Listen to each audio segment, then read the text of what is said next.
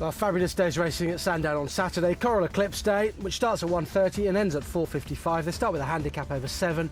Then they've got the Coral Charge, it's a Group 3 over 5. The Coral Challenge, a handicap over a mile. The Coral Distaff, listed race over a mile. The Coral-Eclipse itself at 3:45, mile and a quarter, of course. The Coral Marathon over 2 miles at 4:20. And there is a handicap over a mile and a quarter to end the card.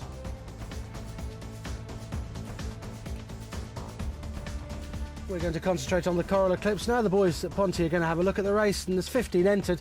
Cityscape, City Style, Crackerjack King, Far, who's been supplemented, Monte Rosso, the Dubai World Cup winner, Nathaniel, the winner of the King George, Robin Hood, So You Think, last year's winner of this race, Sri Putra, twice over, Windsor Palace, Giofra, Bonfire, Cogito, and Daddy Longlegs. This is how they bet. With the sponsors Coral, So You Think, 10 to 11, 4 to 1 Far, Nathaniel 9 to 1, 12's Bonfire and Cityscape, 16's Crackerjack King, Monte Rosso 16's, 20's Daddy Longlegs, Giofra 20's, 20's Twice Over, City Style 40's and Cogito 50's, 66 to 1 bar those.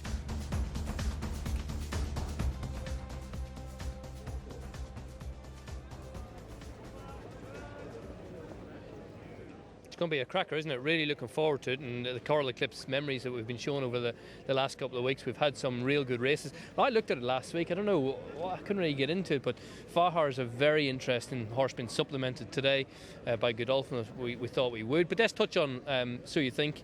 Obviously, he's got form in the race. We can take a look at him in last year's event. The forecast is poor all week. Could end up very testing ground. Yeah, more rain forecast down there. He seems adaptable, this horse now. I think he's so big. He seems to cope with most things, and this was him chasing down Workforce. For all the money, I thought Workforce had got the better of him here, but no, they met the rising ground. You got Saputra back in third at present here, but he just wears him down gradually and gets there on the line. He's a thoroughly likeable horse. They say this is going to be his last run. He's back home for his stud duties, so Aidan O'Brien will be sad to lose such a warrior. So hopefully go out with a big one, as we said earlier. Aidan O'Brien just continuing to farm these Group 1s at the minute. But Farhar's a horse I really liked. I was at Thirst today, bolted in. That was with a mark of 100. I can't remember last Thirst Hunt Cup horse going on to be a Group 1 horse, but he is a genuine Group 1 horse. This is 6 lengths, I think, was the official margin. Yeah, he just hacked up like a potential group horse would, mullered a set of prolific handicappers and strode away from them.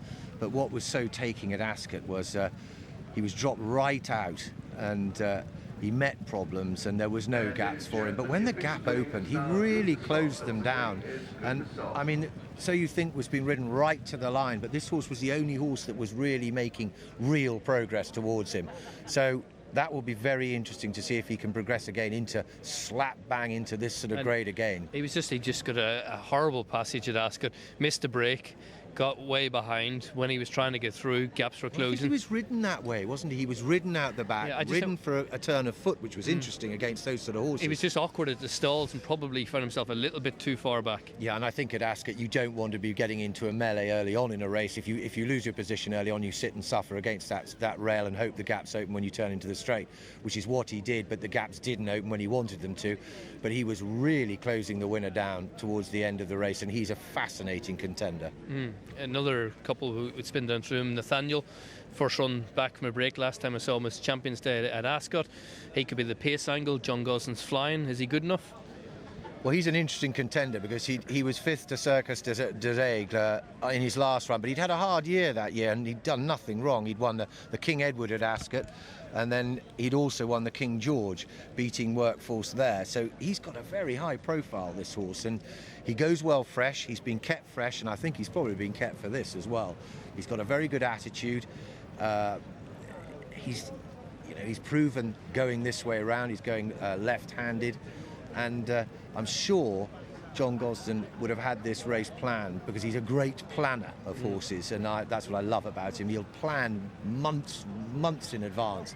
If he spotted a race where a horse, this is probably his best chance of winning a Group 1 this year, he then targets it, and he's dropping back in trip, but I just think he's an amenable horse, he's an adaptable horse, and he'll give his true running, and he'll be up to this class, so you have to throw him into the mix. Just you just think if So You Think turns up on the day, is there any reason why he can turn the tables? I know, but we've had days when he hasn't quite fired. Yeah. But this year he looks in really good form. Yeah. You know, he looks physically amazing. I mean, he has looked a little bit light, run up light on a couple of occasions last year. You just saw him, he just showing signs of maybe hard races, but this year he's firing on all cylinders, and when you actually saw him up against Carlton House in the finish, you thought, oh, he's just dwarfing him. And you know, he's a massive beast. I agree, but just 10 to 11, I can't. No, it's he's one of them horses. Price. Yeah, I'm intrigued with 4 to 1 Farah. I agree with you, and I'm very intrigued with Nathaniel because he's a Group 1 winner, and I like Group 1 winners coming into this race, and he'll love the hill, he won't mind the ground. You know, he's got a lot of ticks in the right boxes. I don't think it's a one-horse race by any means. Monte Rosso, we can take a look at him on the big stage. So You Think a few of these tie in closely again.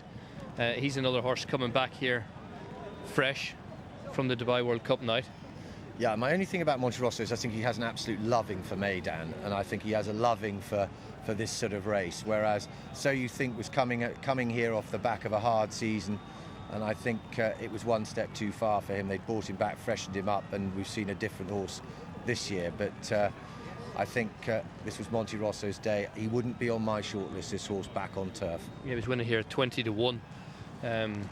Who will carry the blue cap? Who will carry the white cap? I think I'm personally with the second favourite. I think the betting have got it right. I think they're quite keen on this horse to supplement him for this race. 3-year-olds, I think, will struggle. This bunch of 3-year-olds. Bonfire, personally, I'm not a fan, I'm afraid. I think I'm worried about the 3-year-old Brigade Bar, the Derby winner, and I think probably we haven't seen the best of a horse called Imperial Monarch, but the rest of them slightly worry me. And Bonfire worries me because I just think he's not over big. He's a fragile looking horse, edgy, the idiosyncrasies to him, and you can't have chinks in your armour when you go into a race of this nature. Just over 13 lengths behind Camelot in the Derby, and I just think the 3-year-olds just need the razor game against some real... hardened Group 1 winners. It's going to be tough. Very tough. Of the rest of them, anything we like? Twice over, he's been disappointing this year, hasn't he? 7-year-old beaten twice in Group 3 so far. You've got Celebration, but no, he doesn't run in this, sorry.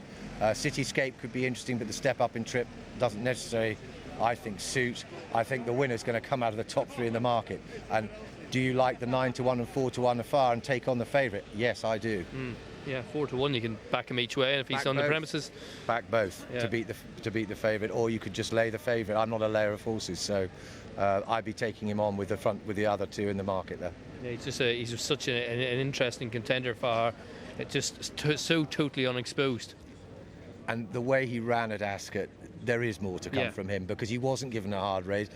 When his chance was gone, it was what was fascinating was how much ground he actually got made up to get close to the winner without really being hard ridden at all. I suppose there might be a slight question mark if the rain really materialises with him. Yeah, there could be. He's got a very good action, and he's got to turn a foot, so you'd have to watch it. But hopefully the south gets warmth. We don't get warmth up here. Warmth drives ground and wind, but we'll have to see. It's from a punting point of view, with these sort of races, you have to wait and wait, because ground can kill you from a punting point of view. So you really got to know. It's like the plate. I mean, no one envisaged what was going to happen on that Thursday night when the whole of Newcastle got blitzed. Yeah. But, you know, certain horses came to the fore. We know Elderly loves the mud. So wait.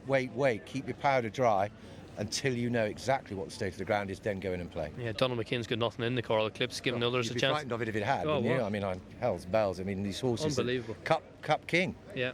No, it's the Coral-Eclipse. It's live in Racing UK this Saturday. Sure to be a cracker.